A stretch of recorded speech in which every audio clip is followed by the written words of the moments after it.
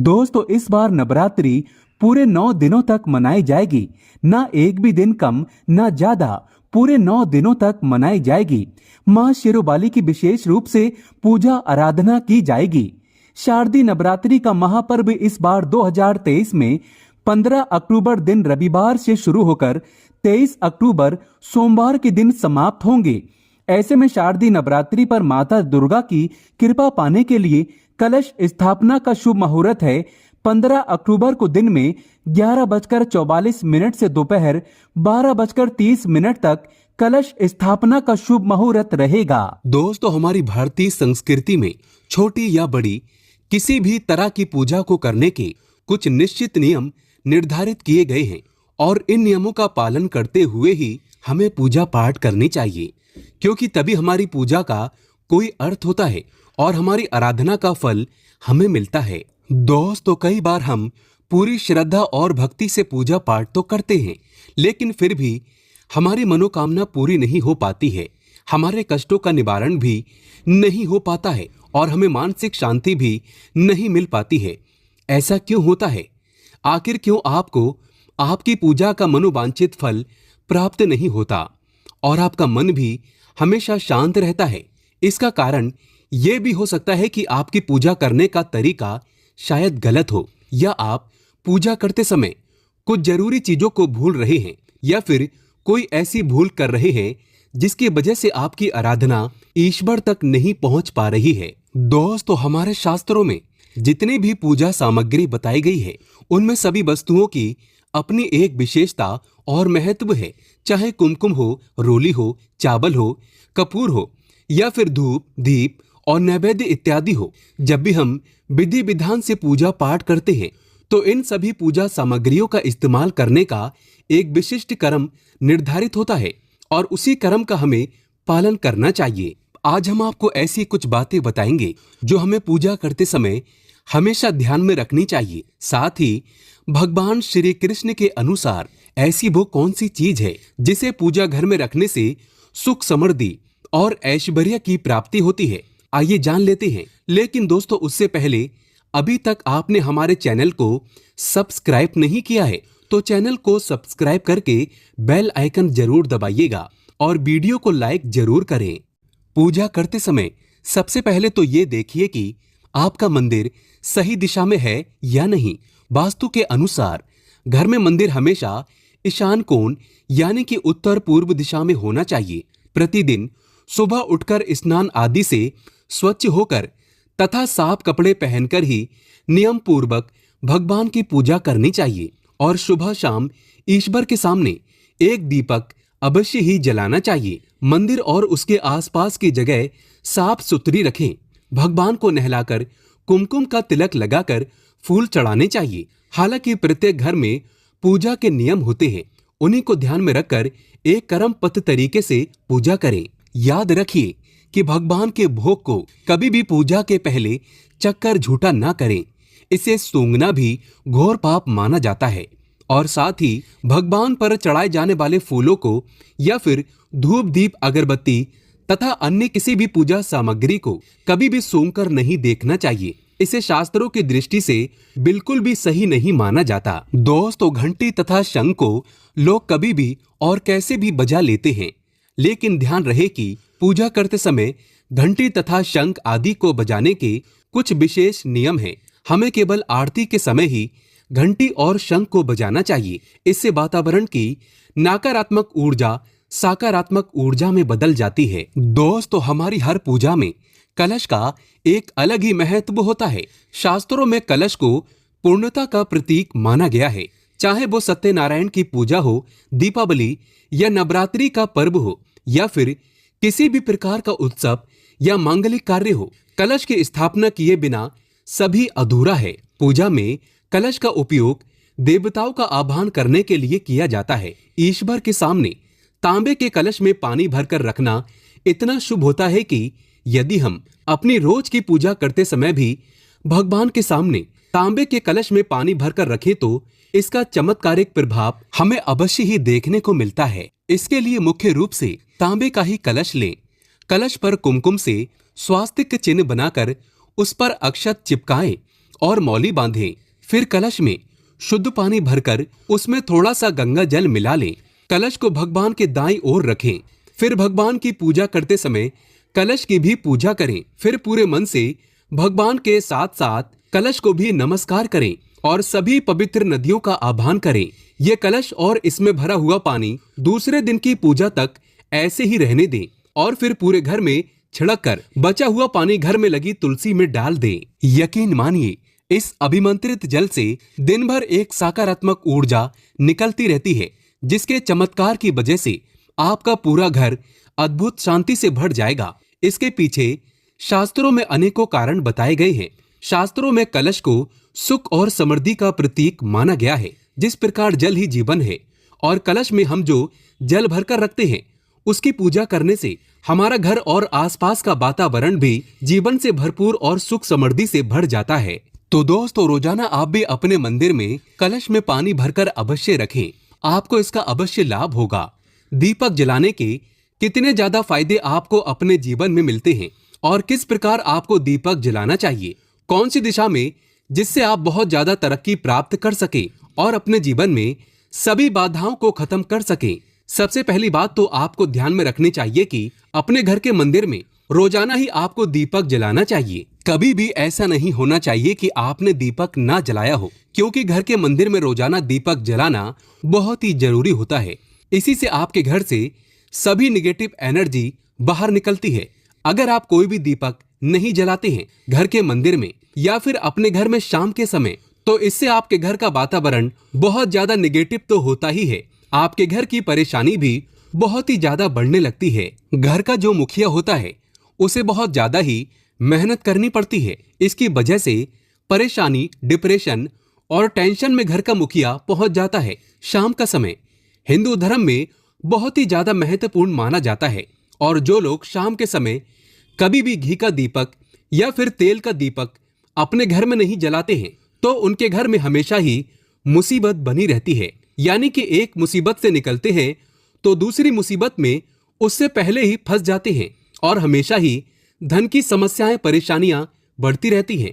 उनके जो बच्चे होते हैं वो भी उनके खिलाफ होने लगते हैं, उनका कहना बिल्कुल भी नहीं मानते हैं। इसी तरह से घर का पूरा माहौल ही दुखपूर्ण होने लगता है। काफी लोग इन चीजों को मानते भी हैं, लेकिन जानते हुए भी उपाय नहीं कर पाते हैं और भूल जाते हैं। उन्हें इन चीजों से होने वाले नुकसान के बारे में पता नहीं होता है। इसीलिए रोजाना आपको एक घी का दीपक या फिर तेल का दीपक जलाना बहुत ही जरूरी होता है। अगर आप नहीं जला सकते हैं तो कोई और व्यक्ति भी आपके घर में दीपक जला सकता है, लेकिन रोजाना दीपक जलाना बहुत ही जरूरी होता है। इसी से आपकी सभी निगेटिव एनर्जी आपके घर से हमेशा बाहर रहती है। दोस्तों, शाम का समय ऐसा होता है जिस समय नकारात्मक ऊर्जाएं बहुत ही ज्यादा प्रबल होती हैं और आपके घर में प्रवेश कर जाती हैं। ऐसे में अगर आप घर में या घर के मंदिर में दीपक नहीं जलाते हैं तो निगेटिव एनर्जी आपको बहुत ही ज्यादा परेशान करती है, आपके सभी काम बिगाड़ने लगती है। जिस समय सूरज डूब जाता है उसी समय यह निगेटिव एनर्जी बहुत ही ज्यादा प्रबल हो जाती है।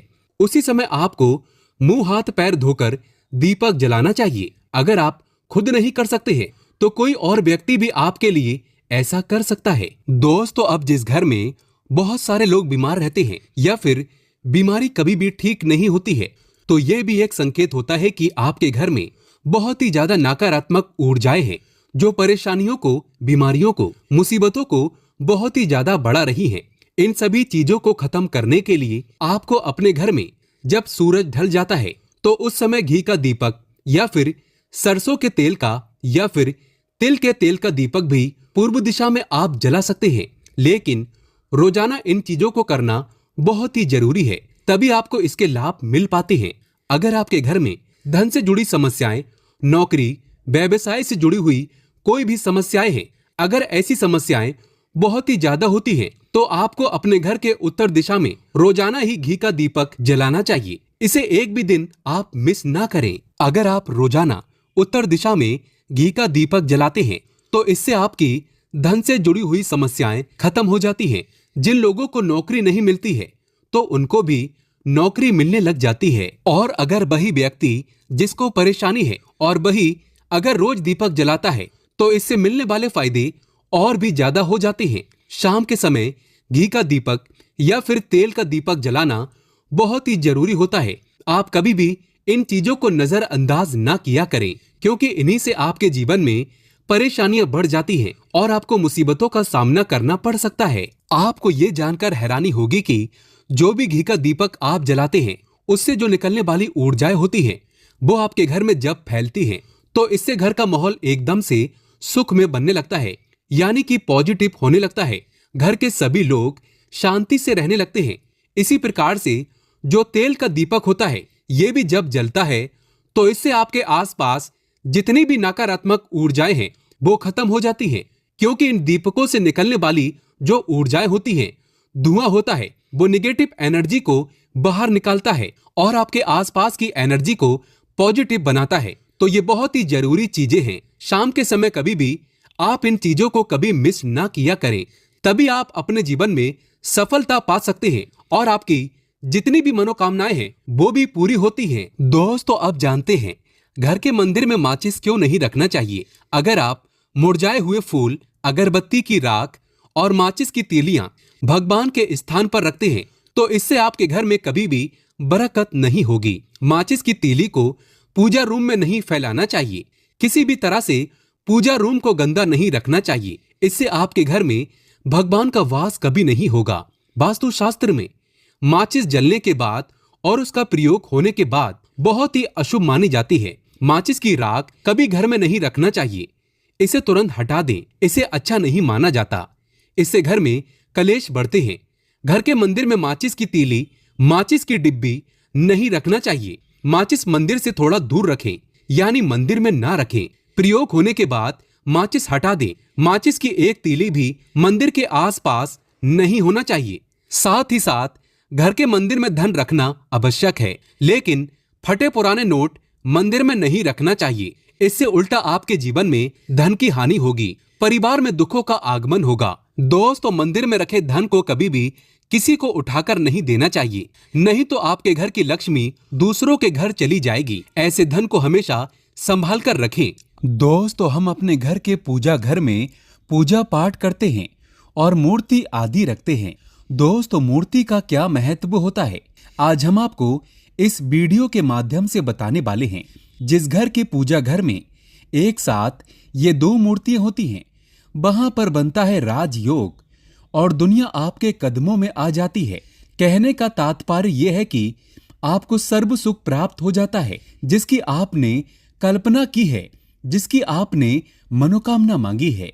दोस्तों, घर के पूजा घर में हम पूजा करते हैं, पूजा पाठ करते हैं और पूजा पाठ के माध्यम से कुछ चीजें देखने और मनाने आदि का प्रयत्न करते हैं, ताकि हमें उस पूजा का फल प्राप्त हो जाए और हम उसी अनुरूप घर के अंदर मूर्ति आदि लगवाते हैं, ताकि हम उन देवी देवताओं का सुंदर मुख देख सकें और उनका आशीर्वाद प्राप्त कर सकें। लेकिन दोस्तों, अगर हम अपने घर के पूजा घर में इन मूर्तियों के साथ अन्य मूर्तियां भी रखते हैं, तो निश्चित तौर पर हमारी किस्मत बदल जाती है और देखते ही देखते हमारे जीवन के अंदर की सारी कंगाली समाप्त होने लगती है। दोस्तों, बात करते हैं उन मूर्तियों के बारे में कि आखिर कौन सी दो मूर्तियां एक साथ में आपको रखनी चाहिए, ताकि उसका सच्चा सर्व सुख आपको प्राप्त हो सके। और सबसे पहले अगर हम किसी मूर्ति की बात करें, तो दोस्तों, अगर आप श्री कृष्ण के भक्त हैं और बाल गोपाल की मूर्ति रखते हैं, तब आपको भगवान श्री कृष्ण के साथ माता रानी राधा जी की मूर्ति भी आपको जरूर रखनी चाहिए। दोस्तों, यह भगवान कृष्ण की अगर आपके घर में तस्वीर है, तो उसके साथ राधा जी की भी तस्वीर संयुक्त जोड़े के रूप में आपको लेकर आनी चाहिए। दोस्तों, ये प्रेम और एकता की एक ऐसी अनोखी मिसाल है कि जिस घर में इन दोनों की तस्वीरें होती हैं, तो समझ लीजिए उस घर के अंदर किसी भी प्रकार का गृह कलेश नहीं होता है। दोस्तों, पति पत्नी और परिवार जनों के बीच परस्पर प्रेम रहता है और घर में धन धान्य में अपने आप ही वृद्धि होती है।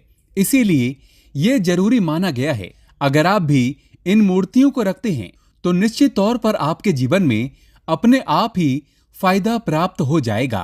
दोस्तों, कई लोग अपने घर में माता लक्ष्मी की पूजा करते हैं तो सोचते हैं कि भगवान विष्णु की भी पूजा करें या ना करें, या फिर उनकी मूर्ति साथ में रखें या ना रखें। दोस्तों, हमेशा भगवान श्री विष्णु जी और माता लक्ष्मी की पूजा आपको एक साथ करनी चाहिए। दोस्तों, देवादिदेव महादेव भगवान विष्णु और भगवान ब्रह्मा जी तीनों ही देवताओं को सर्वशक्तिमान देवता माना गया है और त्रिदेवों में भगवान विष्णु जी को पूजा जाता है। तो अगर आप अपने घर के पूजा घर में लक्ष्मी नारायण जी की संयुक्त रूप में पूजा करते हैं तो निश्चित तौर पर आपके घर में दिन दुगनी रात चौगनी वृद्धि देखने को मिलती है। दोस्तों, इसीलिए आप भगवान विष्णु जी के साथ माता लक्ष्मी जी की पूजा करें। अगर माता लक्ष्मी की अकेली तस्वीर है तो आपको उनके बाएं तरफ भगवान श्री गणेश और भगवान श्री कुबेर जी की मूर्ति या तस्वीर अपने घर के मंदिर में जरूर लगानी चाहिए। अगर आप माता लक्ष्मी जी के बाएं तरफ भगवान श्री गणेश जी की मूर्ति लगाते हैं या तस्वीर लगाते हैं तो आपको निश्चित तौर पर लाभ प्राप्त होता है और देखते ही देखते आपके जीवन के अंदर की कंगाली समाप्त होने लगती है और धन प्राप्ति के लिए आपको लक्ष्मी गणेश जी की संयुक्त रूप से पूजा करनी चाहिए। माना जाता है माता लक्ष्मी धन देती है तो भगवान श्री गणेश रिद्धि सिद्धि का भंडार और वृद्धि का विकास करते हैं। इसी वजह से इनकी पूजा बहुत जरूरी मानी गई है। दोस्तों, कई लोग पूछते हैं कि अपने घर में हनुमान जी की तस्वीर या मूर्ति रखें या ना रखें, या उनकी पूजा करें या ना करें। दोस्तों, आपको निश्चित तौर पर हनुमान जी की अन्य देवी देवताओं के साथ में भी आप मूर्ति या तस्वीर रख सकते हैं। किसी प्रकार की कोई दो राय नहीं है कि आपके ऊपर हनुमान जी क्रोधित होंगे या नहीं होंगे। दोस्तों, इसके अलावा आप प्रभु श्री राम की तस्वीर भी अपने घर के पूजा घर में रखते हैं तो आप हनुमान जी की तस्वीर रखें या ना रखें, हनुमान जी के निमित्त किसी भी प्रकार की पूजा या पाठ करना हो तो आप प्रभु श्री राम से कहें। दोस्तों, भगवान श्री राम के प्रिय भक्त हनुमान जी हैं और निश्चित तौर पर आपको उतना ही आशीर्वाद प्राप्त होता है जितना कि आपको हनुमान जी की मूर्ति या तस्वीर का पूजन करने से होता है।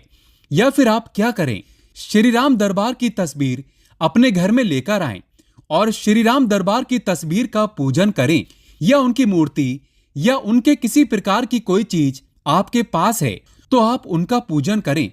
इसमें सारे देवी देवताओं का आपको आशीर्वाद प्राप्त हो जाता है। हनुमान जी से लेकर माता सीता, भगवान श्री राम और अन्य देवी देवताओं का भी आशीर्वाद आपको प्राप्त हो जाता है।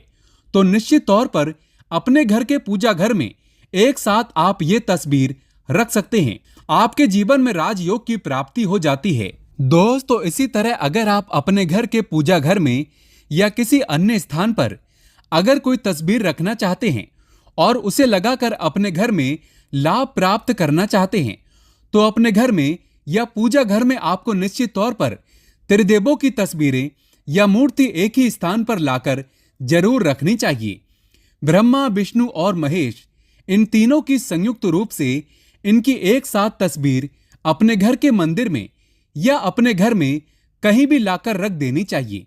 माना जाता है कि इन तीनों देवताओं के एक साथ दर्शन करने मात्र से हमारे बड़े से बड़े विघ्न और बड़े से बड़े कष्ट ऐसे ही समाप्त हो जाते हैं। इसी वजह से इन तीनों की एक साथ में तस्वीर या मूर्ति लाकर आपको पूजा जरूर करनी चाहिए। दोस्तों, अब बात करते हैं कि कुछ ऐसी तस्वीरें होती हैं या ऐसी मूर्तियां होती हैं जिनको आपको अपने घर के पूजा घर में स्थान ही नहीं देना चाहिए। अगर आपने इन तस्वीर या मूर्ति को अपने घर के पूजा घर में स्थान दिया है तो समझ लीजिए कि आपको कंगाली का सामना करना पड़ेगा या फिर देवी देवताओं के क्रोध का सामना करना पड़ेगा। दोस्तों, और एक बात बता दें कि मंदिर में कभी भी विषम संख्या में गणेश जी की मूर्तियां ना रखें, जैसे कि 1, 3 या 5 ऐसे रखना अशुभ माना जाता है। 2 मूर्तियों को एक साथ रखना शुभ माना गया है। अगर आप सिर्फ गणेश जी की मूर्ति रखते हैं तो इसके अलावा किसी भी प्रकार की मूर्ति आपको नहीं रखनी चाहिए। दोस्तों, इन्हें स्थापित करते वक्त ध्यान दें कि गणेश जी का चेहरा हमेशा घर के मुख्य दरवाजे की तरफ होना चाहिए, ताकि आपको अच्छे और सच्चे धन लाभ की प्राप्ति हो। और इस बात का ध्यान रखें कि घर में अंगूठे से बड़े आकार का शिवलिंग आपको भूल कर भी नहीं रखना चाहिए। हमेशा एक छोटा सा शिवलिंग रखें और इससे ज्यादा शिवलिंग आपको नहीं रखना चाहिए। दोस्तों, वैसे तो आपको अपने घर में शिवलिंग रखना ही नहीं चाहिए। उसके बाद भी अगर आप रखते हैं तो अंगूठे के आकार से बड़ा शिवलिंग आपको नहीं रखना चाहिए। आप छोटा शिवलिंग रख दें और ध्यान रखें कि एक से ज्यादा शिवलिंग आपको भूल कर भी नहीं रखने हैं। घर में अगर आप शिवलिंग रखते हैं तो शिवलिंग के ऊपर आपको तुलसी भूल कर भी अर्पित नहीं करना चाहिए। अगर आपने शिवलिंग रख लिया है और उस पर तुलसी अर्पण कर दी है तो देवी देवताओं के क्रोध का आपको सामना करना पड़ेगा। दोस्तों, मंदिर में हमेशा अगर आप हनुमान जी की तस्वीर रखना चाहते हैं, आप हनुमान जी के अनन्य भक्त हैं, तो बैठे हुए हनुमान जी की मूर्ति ही रखें। बजरंगबली रुद्र भगवान शिव के अवतार हैं, इसीलिए उनकी भी शिवलिंग की तरह ही मूर्ति रखें। साथ ही जो पति पत्नी होते हैं, वैवाहिक जीवन आपने नया स्टार्ट किया है, तो हनुमान जी की मूर्ति या तस्वीर अपने कमरे में, अपने बेडरूम में आपको भूल कर भी नहीं रखनी चाहिए। अन्यथा आपको आपके जीवन में कई प्रकार के दोषों का सामना करना पड़ता है। दोस्तों, हनुमान जी ब्रह्मचारी हैं, तो इस बात का आपको ध्यान रखना चाहिए। दोस्तों, राधा कृष्ण की मूर्तियां अगर आप जैसे अपने शयन कक्ष में सोते हैं और वो आपके बेड के सामने की तरफ रखी है कि जैसे कि आप सुबह उठें और आपको उठते ही पहले उनके दर्शन हो जाएं, तो समझ लीजिए कि आपका जीवन माला माल होने वाला है। किसी भी प्रकार का कोई दुख, धन की चिंता आपके जीवन में नहीं रहेगी। दोस्तों, इसी तरह अगर माता दुर्गा की तस्वीर आप अपने घर में लेकर आना चाहते हैं और चाहते हैं कि माता दुर्गा की तस्वीर के माध्यम से आप अपने जीवन में समृद्धि देखें, तो दोस्तों भूलकर भी आपको माता दुर्गा की क्रोधित अवस्था की तस्वीर, जैसे कि महाकाली की तस्वीर या फिर महिषासुर का वध करते हुए या क्रोधित अवस्था में माता लक्ष्मी की, माता दुर्गा की तस्वीर लाकर आपको उनकी पूजा नहीं करनी चाहिए। दोस्तों, हमेशा शांत और सुंदर मुख वाली तस्वीर ही अपने घर के अंदर लाकर पूजा करनी चाहिए। बहुत ही शुभ और मंगलकारी माना जाता है। दोस्तों, इस बात का ध्यान रखें कि अगर आप अपने घर में मूर्तियां रखते हैं तो आपको इनको भूलकर भी टूटे हुए चावल नहीं चढ़ाने चाहिए। बेहतर होगा कि आप हल्दी में चावल को पीला करके ही वो चावल चढ़ाएं, लेकिन टूटे हुए चावल आपको भूलकर भी माता लक्ष्मी को या अपने घर में देवी देवता को नहीं चढ़ाने चाहिए। दोस्तों, इसी तरह इस बात का भी ध्यान रखें कि अपने घर के मृत परिजनों या पूर्वजों को मंदिर में स्थापित ना करें। ऐसा करना अशुभ माना जाता है और अगर आप ऐसा लगातार कर रहे हैं तो निश्चित तौर पर आपके परिवार के ऊपर दोष लग सकता है और पितरों का भी दोष लग सकता है। पितरों की पूजा एक अलग स्थान पर की जाती है, घर के मंदिर में उनको स्थापित नहीं किया जाता है। दोस्तों, इसी तरह भगवान भैरव की तस्वीर या भगवान शनिदेव की, राहु केतु की इस प्रकार की तस्वीरें अपने घर में ही नहीं लेनी चाहिए। प्रतीकात्मक रूप से आप घर के पानी रखने के स्थान पर उनकी पूजा कर सकते हैं, क्योंकि इनकी साधना तंत्र मंत्र और विशेष महत्व द्वारा की जाती है। घर के अंदर आप ऐसे ही इनकी पूजा पाठ आप नहीं कर सकते हैं। इनकी पूजा पाठ में अगर किसी प्रकार की कमी रह जाती है तो उनको बहुत ज्यादा क्रोध आ जाता है। इनके क्रोध का आपको सामना करना पड़ता है। इसी वजह से आपको इस प्रकार की तस्वीरें या मूर्तियां अपने घर के अंदर नहीं रखना चाहिए। और जो पहले हमने आपको बताया उस प्रकार की तस्वीरें तो निश्चित तौर पर आप रखकर अपने जीवन में फायदा प्राप्त कर सकते हैं। दोस्तों, अगर आप भगवान शिव से प्यार करते हैं तो कमेंट बॉक्स में लिखें हर हर महादेव, ओम नमः शिवाय, जय शिव शंकर। एक लाइक तो बनता है।